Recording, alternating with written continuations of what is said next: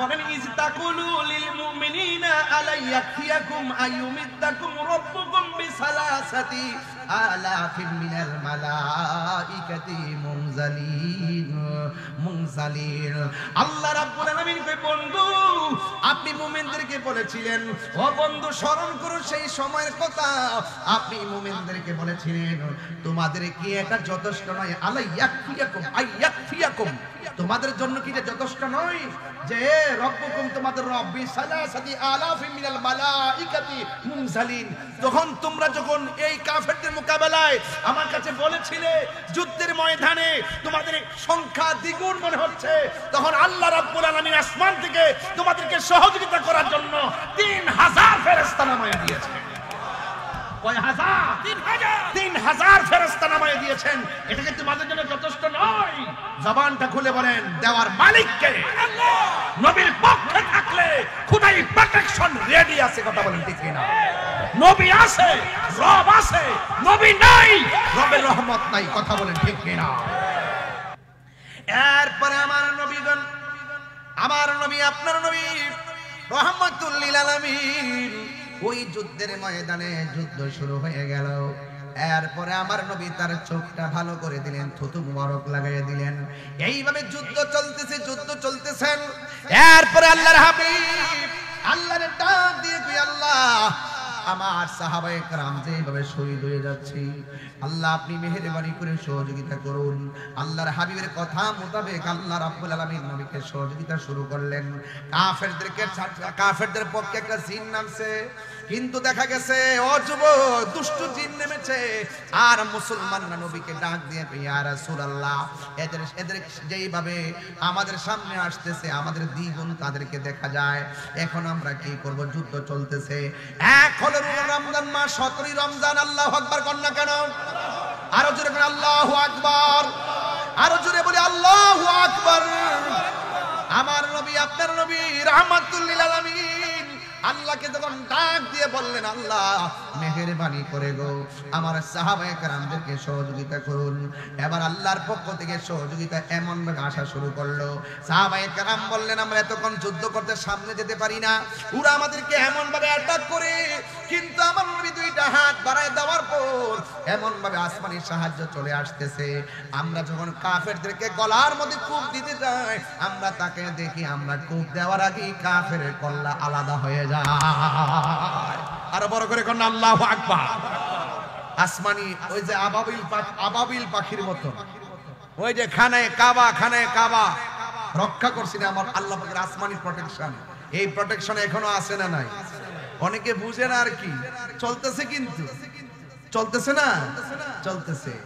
এই জন্য আমার যুবক ভাইরা রহমাতুল লিল আলামিনের রহমতের দুইটা হাত মোবারক তুলে দিছে, আর সাহাবায়ে কেরাম কাফেরদের সঙ্গে যুদ্ধ শুরু করে দিয়েছে। এবার শুধু তাই নয়, আমার নবী পাকের হাত মোবারকের মধ্যে বালু মোবারক নিলেন। এই বালু মোবারক গুলো নিয়ে আল্লাহর হাবিব কাফেরদেরকে যখন নিক্ষেপ করেন, প্রত্যেকটা বালু কণা তীর হইয়া কাফেরদেরকে আঘাত করেছে। আল্লাহ বলে ও বন্ধু যুদ্ধের ময়দানে আপনি যা মেরেছেন সব আমি আল্লাহই মেরেছি। জোরে কন্যা সুবহানাল্লাহ। রহমতে আলম নূরে মুজাসসাম, রহমতে নূরে মুজাসসাম, সাহাবীরা আতর বানায় ওই নবীজির ঘাম বলো না, সাহাবীরা আতর বানায় গাম। চিনো জানো মানো কেমন আমার নবীজি, চিনো জানো মানো কেমন আমার নবীজি, যাহার প্রেমে পাগল চন্দ্র তারকারাজি। বলো চিনো জানো মানো কেমন এই যাহার প্রেমে পাগল চন্দ্র তারকারাজি। তোমরা আরো শোনবানি সুন্দর কাহিনী, আরো শোনবানি সুন্দর কাহিনী। জান্নাতের রুমে রুমে লেখা নবীর নাম বলো না, জান্নাতের রুমে রুমে লেখা নবীর নাম বলো না। রহমতে আলম নূরে মুজাসসাম রহমত নূরে মুজাসসাম সাহাবীরা আতর বানায় ওই নবীর ঘাম বলো না সাহাবীরা আতর বানায় ওই নবীর ঘাম জোরে জোরে কি আল্লাহু আকবার বলা যাবে না আমার বক্তব্যটাকে কেউ রাজনৈতিকভাবে নিবেন না আমার কথা হলো কারণ এই দেশের মধ্যে ইসলাম এনেছেন আল্লাহর ওলিগণ আর জিহাদের মাধ্যমে আল জিহাদু মাজিন ইলা ইয়াউমিল কিয়ামাহ জিহাদ কিয়ামত পর্যন্ত চলবে কথা দিয়েও জিহাদ করা যায় অস্ত্র দিয়েও জিহাদ করা যায় আমার মনে হয় বাংলাদেশে এমন একটা সময় এসেছে যদি এইভাবে চলতে থাকে একটা গৃহযুদ্ধের সম্ভাবনা দেখা যায় কথা বলেন ঠিক কিনা সরকার প্রধান যারা দায়িত্বে আছেন তাদেরকে বলবো অনতি বিলম্বে যতটা মাজার ভাঙছে প্রত্যেকটা মাজারকে ভালো করে বানাই দেন কথা বলেন ঠিক কিনা যতটা পাথরের মাজার যতটা ইটের মাজার ভাঙছে প্রত্যেকটা মাজারকে পাথর দিয়ে বানিয়ে দেন আর নাইলে আসমানি গজব অপেক্ষা করতেছে একটা জানোয়ারও বাঁচতে পারবে না কথা বলেন ঠিক কিনা যারা ভাঙছে একটা বাঁচতে পারবে না মানাত আলী ওয়ালিয়ান ফাকাদ আযানতু বিল হারব রাসূল যখন ওই যে মাঠে বলছেন আল্লাহ আমার সাহাবীরা সূর্যের কারণে চোখে দেখে না রাসূল হাত তুলতে আল্লাহ ডাইরেক্ট সূর্যের মুখে মেঘমালা দিয়া ছায়া বানাই দিয়েছে তাহলে বুঝেননি আসমানি একটা খেলা যে আছে রব যখন ধরবে কাউকে ছাড়বে না ইন্না বাতশা রাব্বিকা লাশাদীদ আল্লাহ ধরা কি নরম না শক্ত আর জোরে নরম না শক্ত এই জন্য আল্লাহ রাব্বুল আলামিন বলেন ওয়াকাতিলু ফি সাবিলিল্লাহিল্লাযীনা ইউকাতিলুনাকুম ওয়া লা তা'তাদু ইন্নাল্লাহা লা ইউহিব্বুল মু'তাদিন আল্লাহ রাব্বুল আলামিন বলেন তোমরা আল্লাহ রাব্বুল আলামিনের পথে সেই সব লোকদের সঙ্গে যুদ্ধ করো যারা তোমাদের সাথে যুদ্ধ বাঁধায় তবে তোমরা সীমা লঙ্ঘন করো না আল্লাহ রাব্বুল আলামিন সীমা লঙ্ঘনকারীকে পছন্দ করে না এই জন্য আমার বন্ধুগণ ওই যুদ্ধের ময়দানে সাহাবায়ে কেরাম নবীর সঙ্গে যুদ্ধের ময়দানে গেল যাওয়ার পরে একটা সাহাবী যার নাম হলো কাতাদা ওই কাতাদার চোখটা গালের উপরে ঝুলে গেল ওই মুহূর্তে আমার নবী সাল্লাল্লাহু তাআলা আলাইহি ওয়াসাল্লামকে ডাক দিয়ে ইয়া রাসূলুল্লাহ ইয়া হাবিবাল্লাহ আমার চোখটা জ্বলে গেছে মেহেরবানি করে আমার চোখটা ভালো করে দেন আপনারা জবান খুলে বলেন চোখ ভালো করার মালিক কে আল্লাহ এরপরে সাহাবীরা কই নবী গো আপনি ভালো করে দেন কি বুঝলেন আল্লাহর হাবিবকে বলে ইয়া রাসূলুল্লাহ আপনি ভালো করে দেন আল্লাহর হাবিব ডাক দিয়ে কই হ্যাঁ কাতাদা তুমি আমার সাথে যুদ্ধ করতে এসেছো তোমার চোখটা জ্বলে গেছে কিন্তু তুমি আমারে বলতেছো চোখ দুইটা ভালো করে দেওয়ার জন্য আমি নবী জানতে চাই তুমি কি চোখ চাও না জান্নাত চাও আমারে যদি প্রশ্ন করতো কি চাও আমি বলতাম নবী গো জান্নাত চাই এখানেই হলো সাহাবী আর আমার মধ্যে পার্থক্য সাহাবী ডাক দিয়া বলে নবী গো আমি চোখ চাই চোখ এবার আমার নবী আপনার নবীর থুতু মুবারকটা আঙ্গুল মুবারকের মাথার মধ্যে নিয়া এই 17 রমজান বদরের ময়দানে ওয়াশটার সময় মতো কিন্তু করতেছি একদম টাইম মতো এই সময়টা গুরুত্বপূর্ণ সময় খেয়াল করবেন আর আল্লাহর কাছে বলবেন যে আল্লাহ এই শহীদদের রক্তের উসিলা আমাদেরকে মাফ করে দাও মাফ করতে পারে কি পারে না বদরে 317 জন সাহাবীর উসিলাই যদি আমরা মাফ করে দাও পারে কি পারে না এরপর আল্লাহর হাবিব ডাক দিয়ে কয় কাতাদা তুমি কি জান্নাত চাও না চোখ চাও ইয়া রাসূলুল্লাহ আমি চোখ চাই এবার আল্লাহর হাবিব সাল্লাল্লাহু তাআলা সাল্লামের থুতু মুবারক আঙ্গুলের মাথা মুবারকের মধ্যে নিলেন আপনার আমার থুতুর মধ্যে দুর্গন্ধ করে আর আমার নবীর থুতু মুবারকে মেশকে আম্বরে চাইতে আর ঘ্রাণ করে আমার নবী আপনার নবী যখন ওযু করতেন সাহাবায়ে কেরাম বলতেন ইয়া রাসূলুল্লাহ একটু উজুর কুলির পানির সঙ্গে কাশ মুবারক ছাড়েন। সাহাবায়ে কেরাম হাতের মধ্যে নবীর কাশ মুবারকটা নিয়ে নিতেন আর চেহারার মধ্যে প্রসাদনীর মতন ব্যবহার করতেন। আমার মা বোনরা যেমন করে ফেয়ার আন্ড লাভলি ব্যবহার করে, ওই সাহাবীরা নবী পাকের ঘাড়ো কাশ মুবারকটাকে হাতের মধ্যে নিয়ে নিজের চেহারার মধ্যে মালিশ করতেন। আর মালিশ করার সময় যখন রাস্তা দিয়ে বের হতেন, অন্যান্য সাহাবীরা বলতেন, সাহাবী কি দিয়েছ? তোমার চেহারায় দিমেশকে আম্বরের গ্রান দেখা যায়। আর হুজুর কোন আল্লাহু আকবার।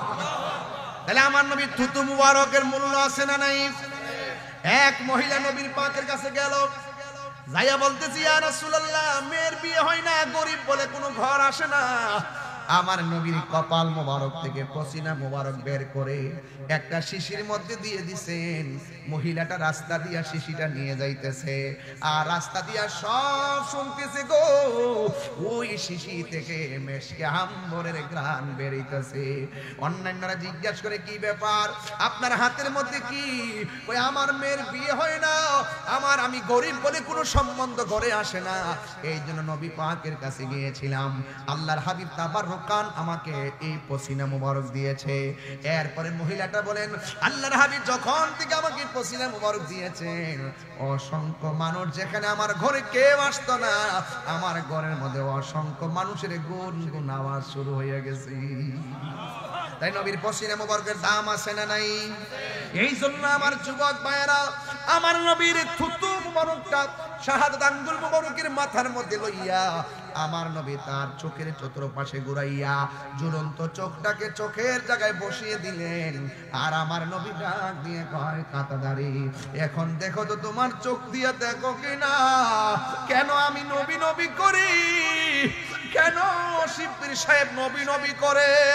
নবী আছে তো সব আছে, নবী নাই কিছু নাই। আলা আলা ঈমানা লিমাল্লা মুহাব্বাত আলা, যার অন্তরে নবীর মহব্বত নাই তার ঈমান নাই, যার ঈমান নাই তার আমলের কোনো দাম নাই। কথা বলেন ঠিক কিনা? তাইলে রাসূল পাক সাল্লাল্লাহু আলাইহি সাল্লাম থুতু মুবারকটা দিয়ে চোখের গোড়ায় লাগাইয়া ঝুলন্ত চোখটাকে যখন চোখের জায়গায় স্থাপন করলেন, ওই মুহূর্তে আমার নবী, আপনার নবী ডাক দিয়া বলে, কাতাদা, এখন দেখো তো তোমার চোখে দেখো কিনা? ওই সাহাবী ডাক দিয়ে কয়, ইয়া রাসূলুল্লাহ, ইয়া হাবিবাল্লাহ, নবী গো,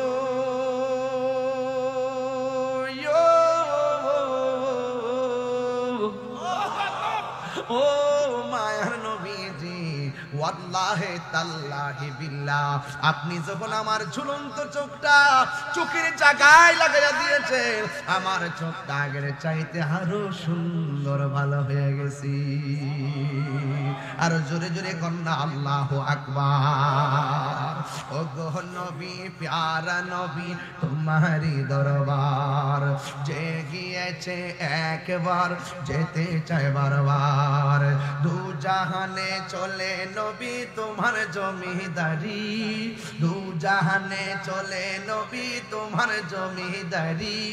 আল্লাহ সব কিছুর মালিক, তুমি বন্টনকারী, আমরা নবীর ভিখারি।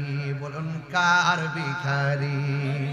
তোমার ক্ষমতা চলে আসমানে, শুধু জমিনে নয়। তোমার ইশারায় মাগরিব হতে উল্টায় আসর হয়, তোমার ইশারায় মাগরিব হতে উল্টায় আসর হয়। তোমার মুজিজার কথা কি শেষ করিতে পারি? তোমার মুজিজার কথা কি শেষ করিতে পারি? খেজুর গাছের ডাল হয়ে যায় ধারালো তরবারি। নবীর মুজিজা বললে সারাই বলেন যে একদিন ওয়াজ করবো হবে না, শুধু নবীর মুজিজা। এখান থেকে একটা মুজিজা বললাম, থুতু দিয়ে চোখ লাগাই দিয়েছে। এখন গজলটার ভিতরে প্রায় 5টা মুজিজা কইলাম। বুঝলেন কোন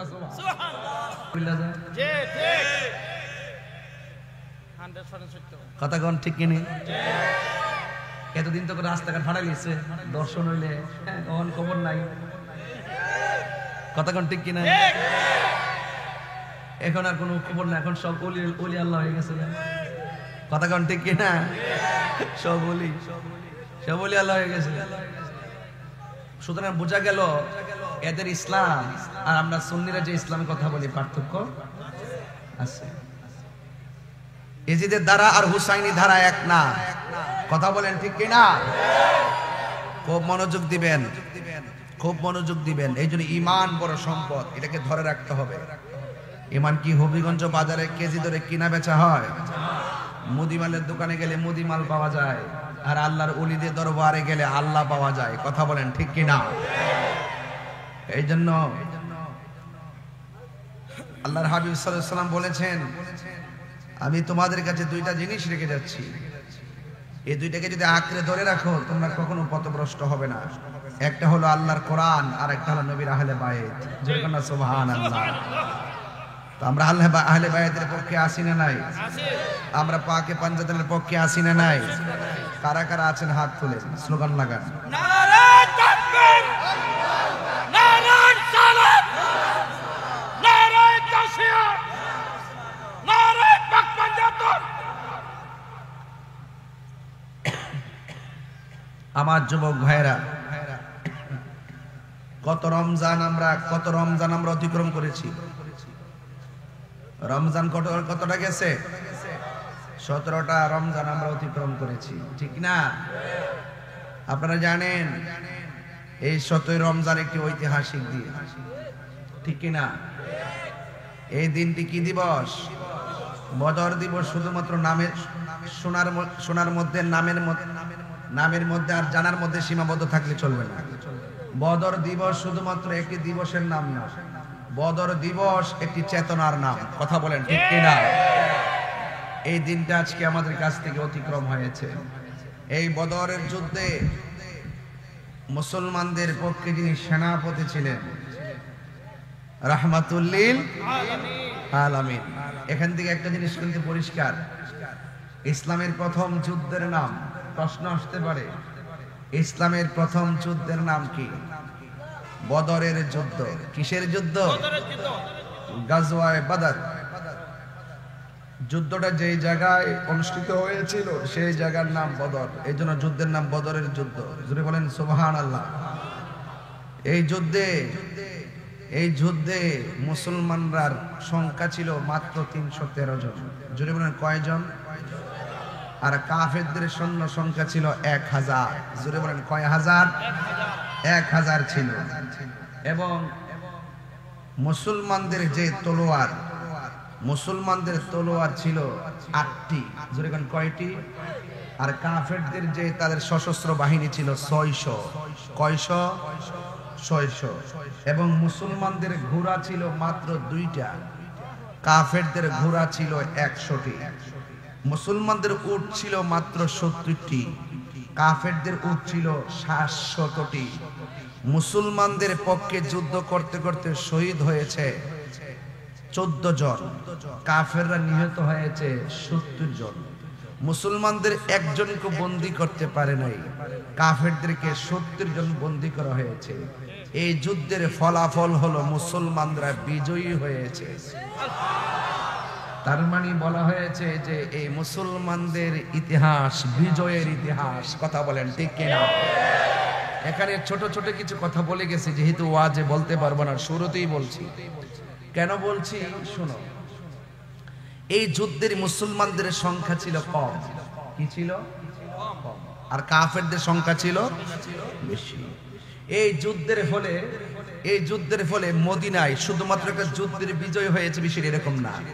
এই যুদ্ধের ফলে মদিনা রাষ্ট্র, যেমন মক্কা থেকে রাসূলুল্লাহকে তারা কি করেছেন, তাদের অত্যাচারে অতিষ্ঠে আল্লাহ পাকের নির্দেশে রাসূল করিম সাল্লাল্লাহু আলাইহি সাল্লাম হিজরত করে মদিনায় এসেছেন। মদিনার মানুষ যখন রাসূলুল্লাহকে এমন ভাবে রিসিপশন করেছেন, এটা জলে পড়ে সরকার হয়ে গেছে মক্কার কুরাইশেরা, কাফেররা।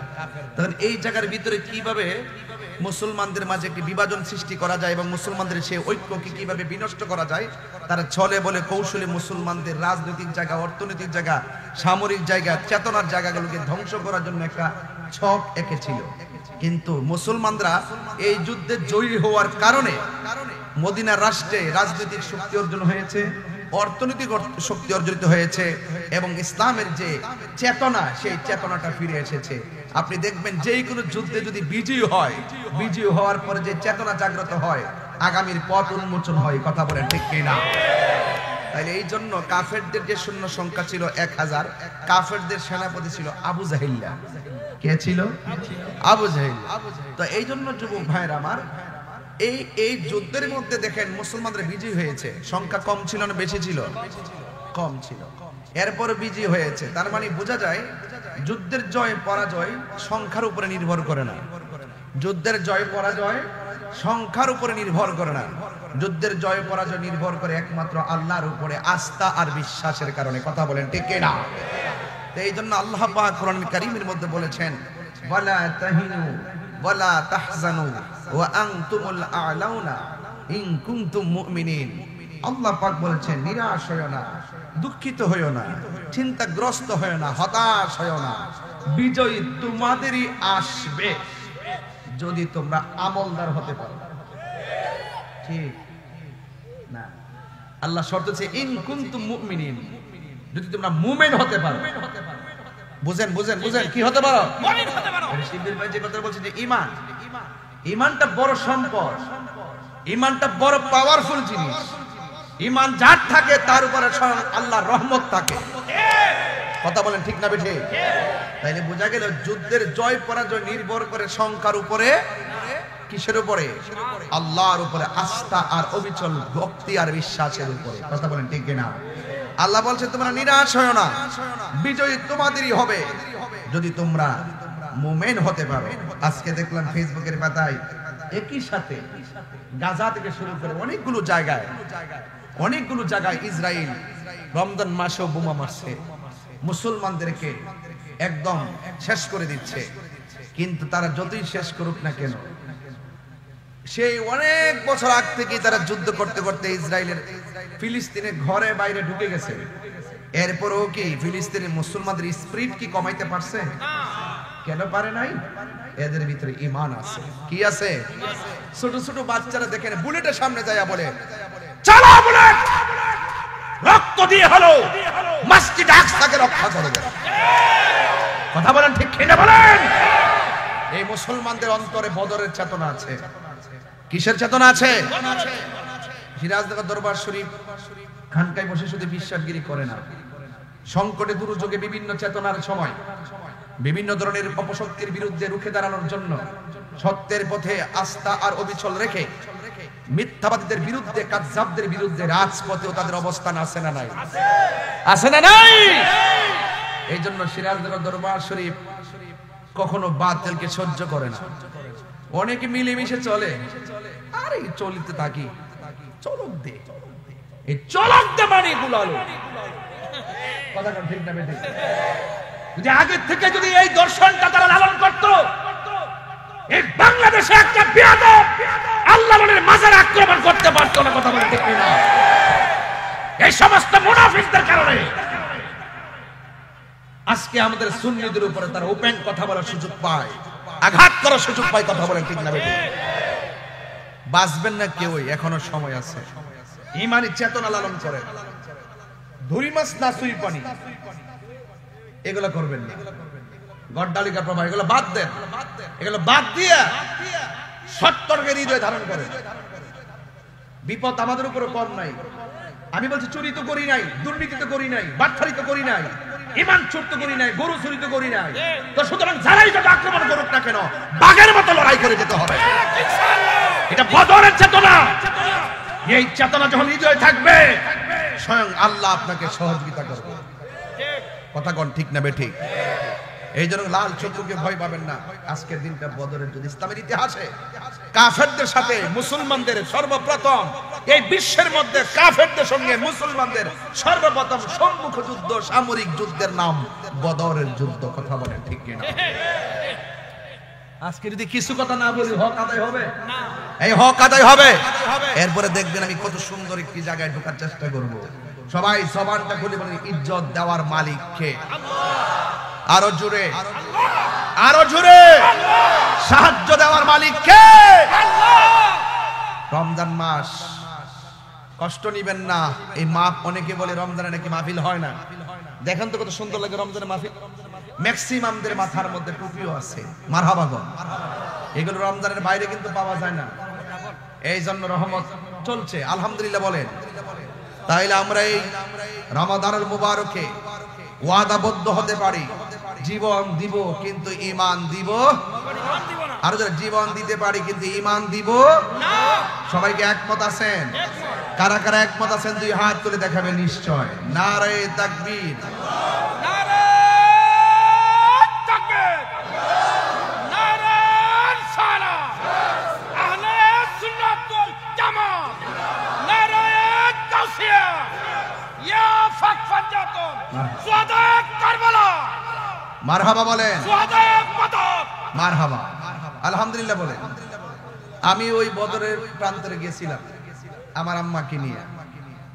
আমি ওই পাহাড়টা দেখে আসছি, ওই বালুর জায়গাটা দেখে আসছি, যে জায়গার মধ্যে মুসলমানদেরকে সহযোগিতা করার জন্য আল্লাহ পাক ফেরেশতা নামাই দিয়েছিলেন। ওই জায়গাটা দেখে আসছি, যে জায়গার ভিতরে আবু জাহিলকে সাইজ করা হয়েছিল। এবং ওই জায়গাটা দেখছি যে জায়গাতে 14 জন সাহাবী যে শহীদ হয়েছেন তাদের নামের তালিকা লাগায় রাখা হয়েছে। সুবহানাল্লাহ বলেন, বুঝতে পারছেন? এবং যে যুদ্ধের যে মাঠের জায়গাটা দেখছি উঁচা আর নিচা, উঁচা আর নিচা, বুঝতে পারছেন? এই জন্য কাফেররা কিন্তু শক্ত জায়গায় অবস্থান করছিল, আর মুসলমানরা যে জায়গায় অবস্থান করছিল এই জায়গাটা ছিল ধুলা। কি ছিল? ধুলা ছিল, ধুলা। কাফেররা কই দেখবেন যারা একটু বাটপাট টাইপের, এরা দেখবেন কৌশল কইরা তাদের ব্যবস্থাপনা বানায়।